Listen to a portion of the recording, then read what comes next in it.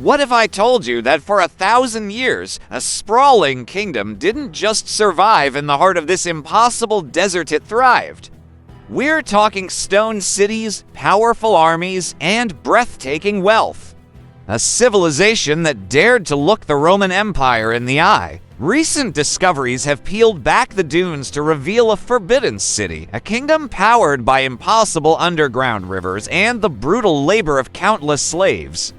They turned the desert into a paradise and built Africa's first great urban society away from a major river. And then, they just vanished. The story of why they disappeared will rewrite everything you thought you knew about the ancient world. Deep in what is now modern-day Libya, in a scorching hot region of sand called the Fezzan, lies a mystery that has baffled historians for centuries.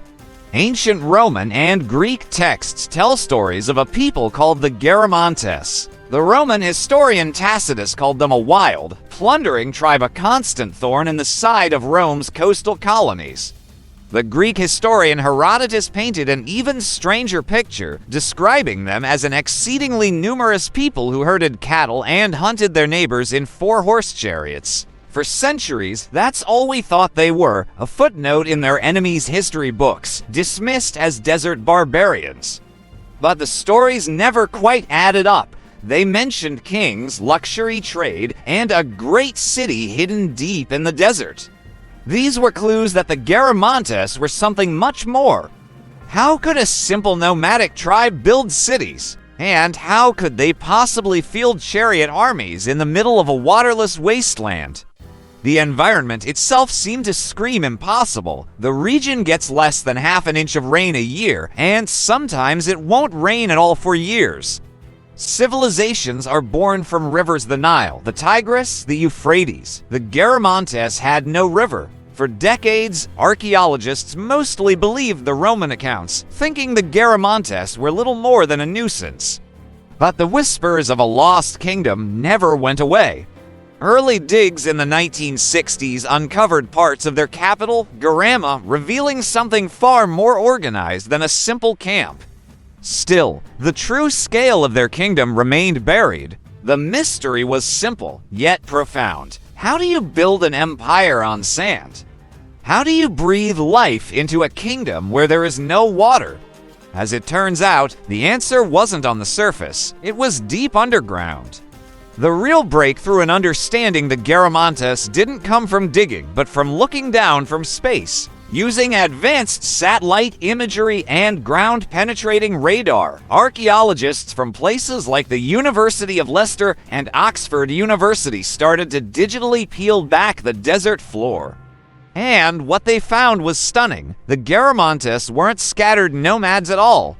They were the architects of a vast, sophisticated state with at least 8 major towns and dozens of other settlements. Their capital city, Garama, now the archaeological site of Jerma, was a bustling urban center with a population of around 4,000 people. Another 6,000 or so lived in smaller villages packed around it. This wasn't a temporary settlement. It was a society of stone-built homes for the wealthy, public buildings, fortified walls, and a clear, organized street plan. This was, without a doubt, a city. And it wasn't the only one. Researchers now estimate the Garamantian Empire controlled a staggering 70,000 square miles of the Sahara. But the most incredible discovery wasn't the cities, it was the system that made them possible. The satellite surveys revealed the faint, unmistakable traces of a colossal network of underground tunnels. Hundreds of them. These weren't natural formations. They were man-made. It was an irrigation system on an almost unbelievable scale, a web of life-giving arteries stretching for hundreds of miles right under the desert.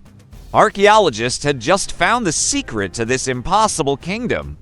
They hadn't found a river on the surface because the Garamantes had built their own river underground. It's an incredible feat of engineering, something that really shouldn't have been possible back then, but this genius came at a brutal cost.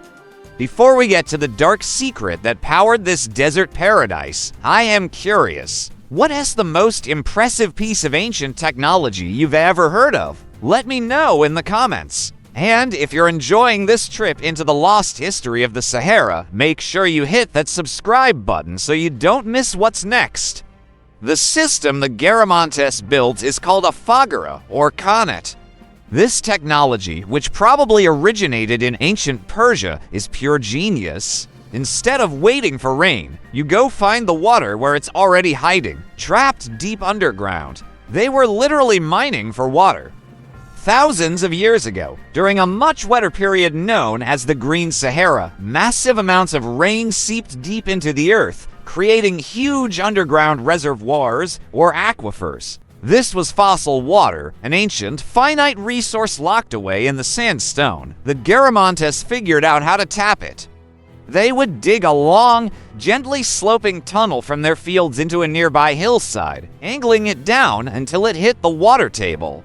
Gravity did the rest. Water flowed down the tunnel, protected from the scorching sun and evaporation, and emerged in their oases, providing a constant supply for their cities and farms. The scale of this operation is just staggering. Archaeologists have now mapped over 460 miles of these Foggara tunnels in the Fezzan region alone. Some individual tunnels run for nearly 4 miles. To build them, they had to cut through solid rock, all by hand. They dug vertical shafts every 100 feet or so along the tunnel's path, both for ventilation and to haul out tons of excavated rock. It was a monumental, back-breaking effort. The results transformative. With this water, the Garamantes turned the desert green. They grew wheat, barley, figs, and olives. Amazingly, they even grew grapes and produced their own wine, a ridiculous luxury in the middle of the Sahara. This agricultural surplus allowed their population to boom, their cities to grow, and their power to spread. They had done the impossible. They created an urban, agricultural society in one of the driest places on Earth, but this desert paradise was built on a foundation of brutal conquest. Maintaining hundreds of miles of underground tunnels was a relentless, dangerous job. Tunnels could collapse and shafts needed constant cleaning. According to archaeologists like Andrew Wilson at the University of Oxford, this grueling labor wasn't done by the Garamantes themselves. It was done by a massive workforce of enslaved people. This is the dark secret behind their flourishing kingdom. The Garamantes weren't just brilliant engineers. They were a formidable military power and ruthless slave traders. Remember that strange story from Herodotus about them hunting people in chariots? Historians now believe he was describing slave raids on their southern neighbors. These captives were forced into the tunnels, their labor fueling the empire's entire agricultural engine. Without them, the Foggara system would have collapsed and the kingdom would have never risen. And their military might wasn't just aimed south. It was pointed straight at Rome. The Garamantes controlled the vital trans-Saharan trade routes, acting as the middlemen connecting the Roman Mediterranean with sub-Saharan Africa.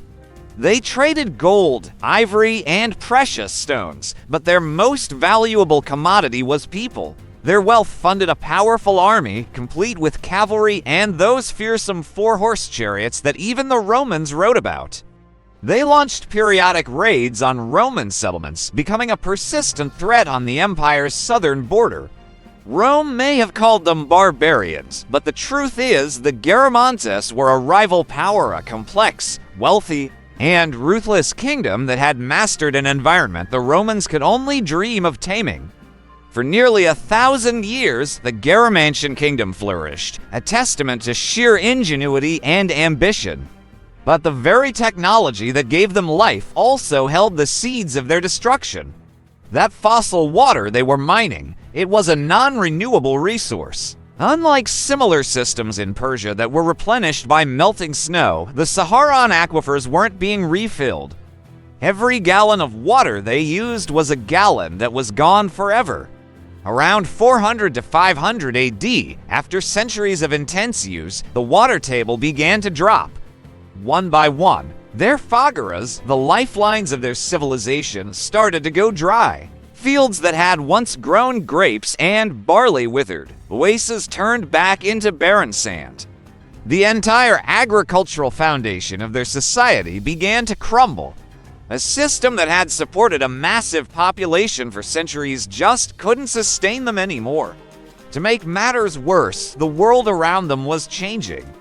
The Roman Empire, their main customer and rival, was in decline. New powers rose, and trans-Saharan trade routes shifted east, bypassing their territories and cutting them off from their source of wealth.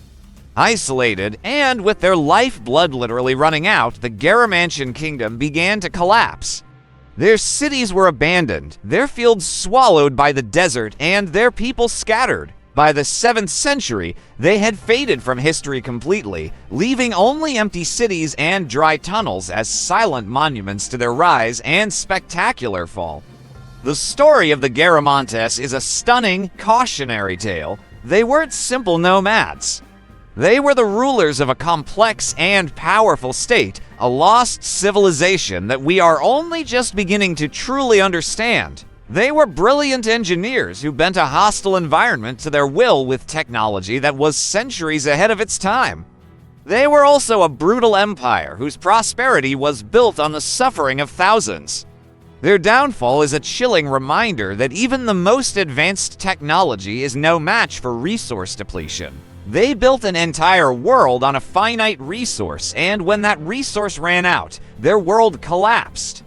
It's a story that echoes powerfully today as we grapple with our own reliance on non-renewable resources. The sands of the Sahara still hold countless secrets. The ruins of Garamantes and the ghostly outlines of the Foggaras are a testament to an empire that rose from nothing and returned to dust. And it leaves you with a question: how many other forgotten stories still lie waiting beneath that endless sea of sand? And what lessons do their silent ruins hold for us? What do you think? Were the Garamantes ingenious innovators or a ruthless empire that was always destined to fail? Let me know your thoughts below. And if you want to keep digging into the greatest mysteries of the ancient world, make sure you subscribe. Thanks for watching.